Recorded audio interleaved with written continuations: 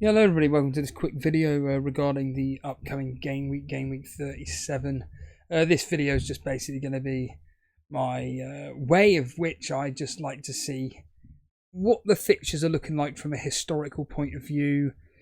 From a captaincy point of view, it's looking like a lot of people, or more specifically the polls, are looking at Watkins. Ray's literally just messaged me now in answer to a question regarding do we do Isaac to Watkins or just save and go into Game Week 38 with 2 free transfers, and he just said the 4-letter word save, and I'm kind of glad he said that because I'm in agreement with him. I'm just leaving the team as it is up on screen right now. Henderson, Milenkovic, 8 Nuri, Vardiol, Eze, Mbermo, Alanga, De Bruyne, Haaland, captain as it stands right now, Cunha, Isaac. I say captain as it stands right now because a lot's going to be depending on the history, but I say this line 1,000 times. I think I've already said it 50 times this particular week alone in the few videos that I've done, which is words to the effect of when you expect a player to do something in FPL, they never do, but then the following match they go and do it. So for argument's sake, in this case, you just know that in the FA Cup final, that Haaland's going to get a hat-trick. You just know that De Bruyne is going to get 3 assists. You just know that Vardiol's going to come through with not just a clean sheet, but a clean sheet and a goal as well. You just know it. Man City are going to win 4-0, and we're all looking thinking, why the fuck couldn't you have done... Ooh, got me saying that, Steve-O. Why the fuck can't you be doing that against Southampton? And then they're going to play Bournemouth, and it's going to end up being 1-0.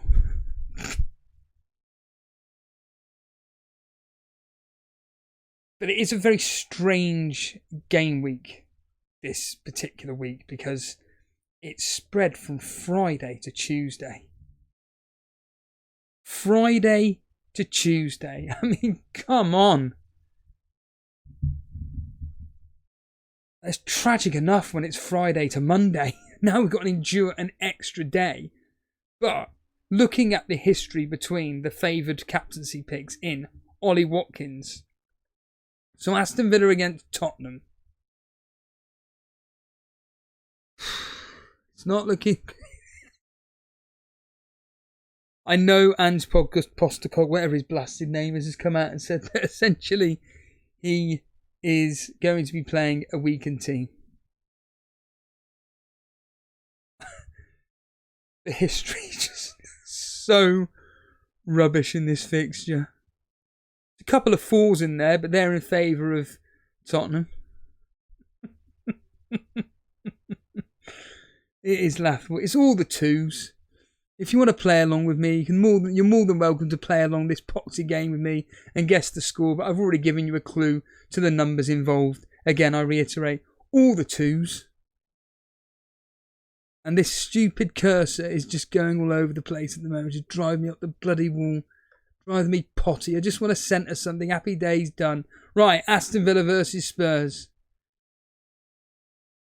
Again, a lot of 2s in here. Tottenham 0, Aston Villa. Yeah, well done. 2. Aston Villa 2, Tottenham 1. Tottenham 1, Aston Villa 2. Yeah, well done. Aston Villa 0, Tottenham. Oh, it's 4. Tottenham 4, Aston Villa 1. And then Aston Villa, there's that magic number 2. Tottenham 1. It's not looking great. And also on that as well is the fact that even when I was looking at the history, or more specifically, Aston Villa at home after the last few game weeks, I reiterate this number. There's a lot of 2s. There's a lot of 2s involved in that Aston Villa's recent home form of late against whomever it may be. And when we look at it here, again, I reiterate, this is the home form of Aston Villa. They're very good. They've lost once. They've lost once all season at home. They beat Fulham 1-0. They get a 4-1 win against Newcastle, I mentioned the other day. Then there's the 2. 2-1 against Nottingham Forest. There's the 2 against Chelsea. 2 against Liverpool. And back to 1 with Ipswich. They're not exactly high-scoring games. it doesn't mean that Ollie Watkins from the 2 goals could get 2 attacking returns. It's just, I'm not particularly overconfident with going in with Ollie Watkins in the Tottenham game. I'll be putting 50p on. Huh. Like I said, I love gambling. Can we have some gambling spontle? Can't be saying that, Steve-o. And of course, away from home, Tottenham are just absolutely hopeless. Right at the bottom there, lost 11 games. Although, they've scored 29, conceded 28. They conceded 1 against West Ham, 5 against Liverpool. They conceded 4 against Wolves. Okay, maybe 1 against Chelsea. And then they conceded 2 against Fulham. And in that 1 win across the last 6, away from home, they scored 4 against Ipswich. Well, I think that we're going to be looking at probably, I'm going to be predicting 2. Well, no, I'll be predicting 3-1 to Aston Villa in that particular fixture. Another game in which people are potentially looking at Parma. I was trying to work on my Trigger Lips impression, actually. I was trying my hardest to, but it's bordering on impossible. Morning, peeps. He's just finished a stream, actually, with Gary. 2.5 hours. Look forward to that. Yeah, Man United versus Chelsea. There's a lot of 1-1s in this fixture, but then again, there's also a couple of games in there with a lot of goals in. So we've got 3 games ending 1-1, and slap bang in the middle, we've got Man United winning 4-1 and Chelsea winning 4-3. Now, again, I'm assuming that Amaron is going to be fielding a weakened team. I'm assuming that's going to be the case. What are the other favoured captaincy picks? Well, Brentford at home to Fulham. London derby, very close in proximity. And there's a lot of 3-2s here. There's a lot of 3s.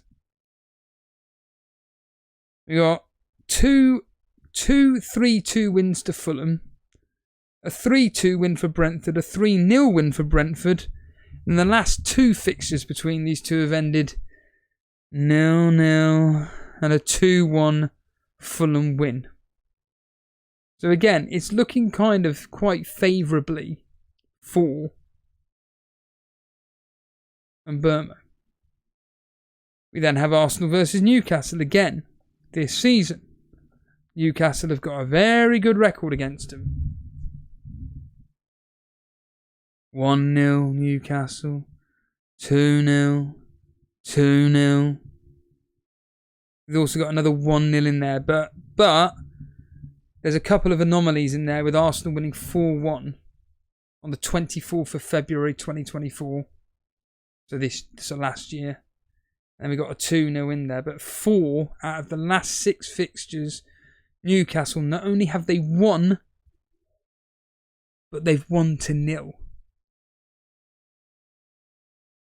That's good news for people holding on to Isaac.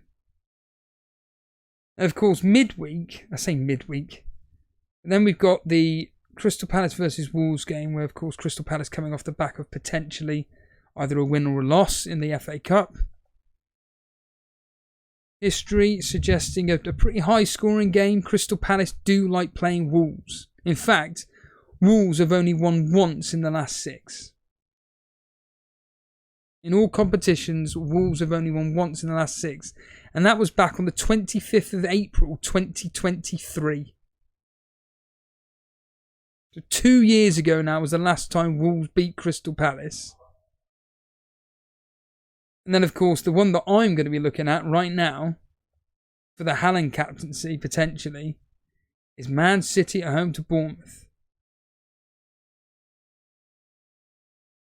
Where Man City, they, over the last few games, haven't really enjoyed much luck against Bournemouth. They've won 2 out of the last 3, but not by many. 2-1. 2-1 Bournemouth win. The last time these played in the Premier League, it ended 2-1 to Bournemouth. And then last season in February, they only just beat them 1-0. Couple of games in there, a 6-1, a 4-1, and then a 4-0. The last 3 fixtures, Man City, not a comfortable win. In the FA Cup, where they're now, of course, into the final, that game, Man City win 2-1. And Erling Haaland got the first goal.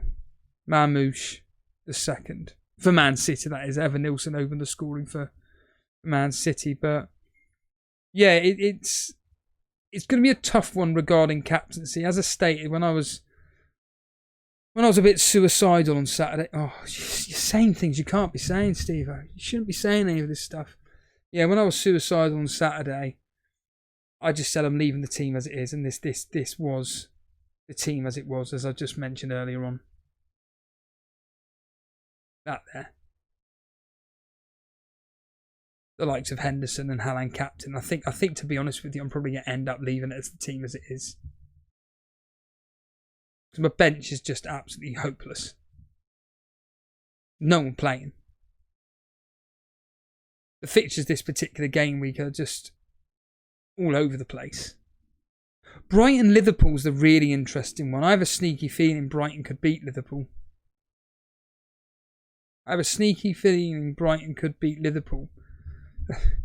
There's a lot of 2s in this fixture. 2-1, 2-2, 2-1, 2-3, 2-1.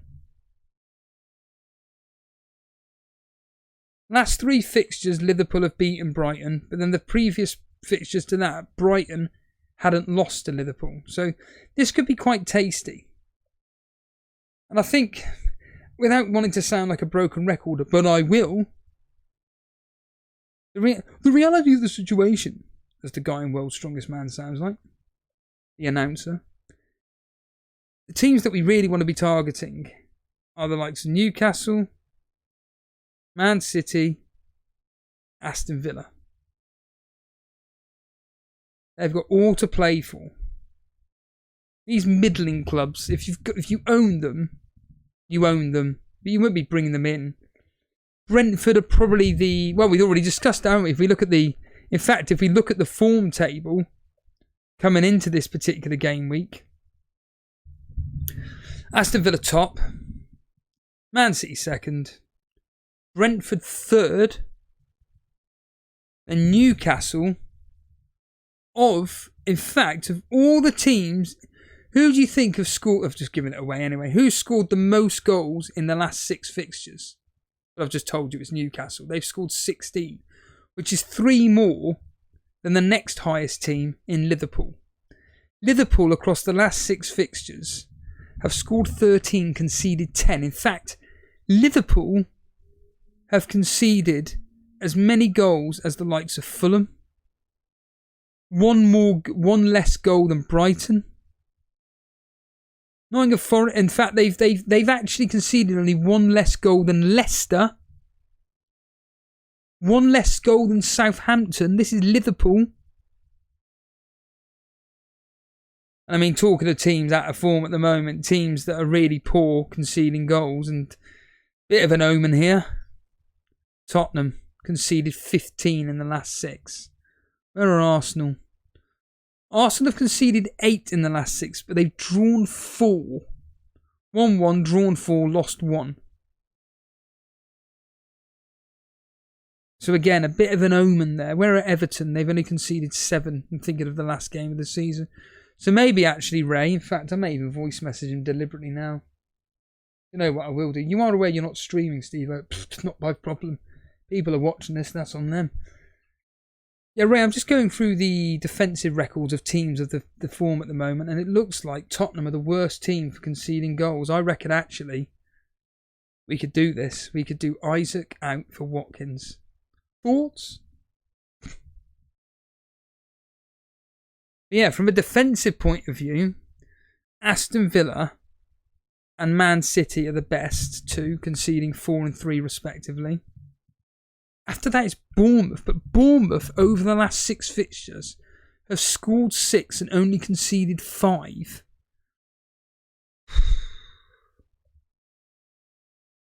maybe Watkins could be the captaincy of choice.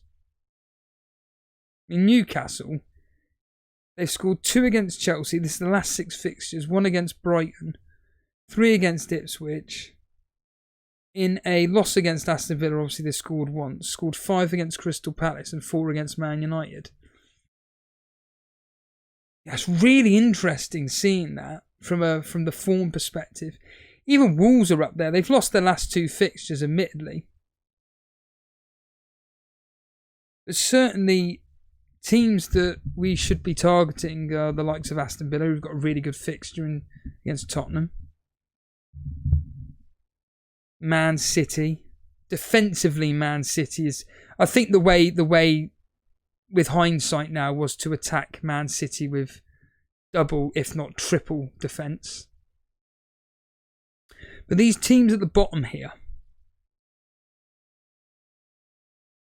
if you're wanting a clean sheet, Southampton are the team to target.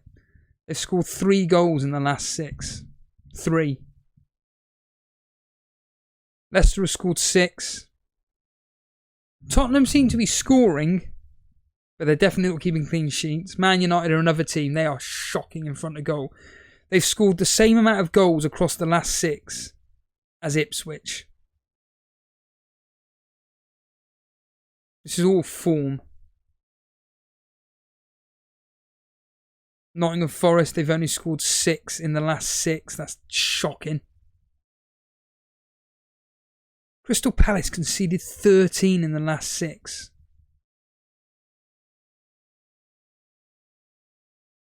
That's really interesting when you see all this. West Ham scored 9, conceded 9. Fulham are an interesting one. They don't draw games, but they've won 2 and lost 4. Scored 7, conceded 10. Again, another team on the beach. And then, like I stated, they're up against a Brentford team in form at the moment. And yeah, they're just... well, like I stated, they're doing really, really well. Really well at the moment, Brentford. And even from a home point of view. Brentford, yeah, they've lost 2 in the last 6, but Fulham away. Well, Fulham away are just absolutely hopeless. They have won 2 in the last 6, scoring 2 against Southampton. And you guessed it, 2 against Wolves, but they conceded 2, all the 2s. It is. They conceded 2 against Brighton, 2 against Arsenal, 1 against Bournemouth, and then 1 against Aston Villa. So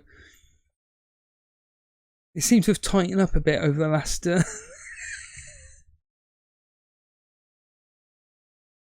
just conceding the 3 goals in the last 3 fixtures. But yeah, it's always interesting to read. But yeah, I'll be interested to see if we get a response from... He's saying here, man, it's 50-50 even for me. It looks too tasty a fixture to ignore. And that's the thing. This is exactly the point. I think it is. I think that maybe the fact that Everton aren't conceding many for Gameweek 30, maybe Isaac isn't too much of a hold after all, and maybe it will be Ollie Watkins in for Isaac. Right, I've been waffling on for 18 minutes now, so cheers for everybody watching, and yeah, that was the team selection preview. Hopefully you got some worth out of it.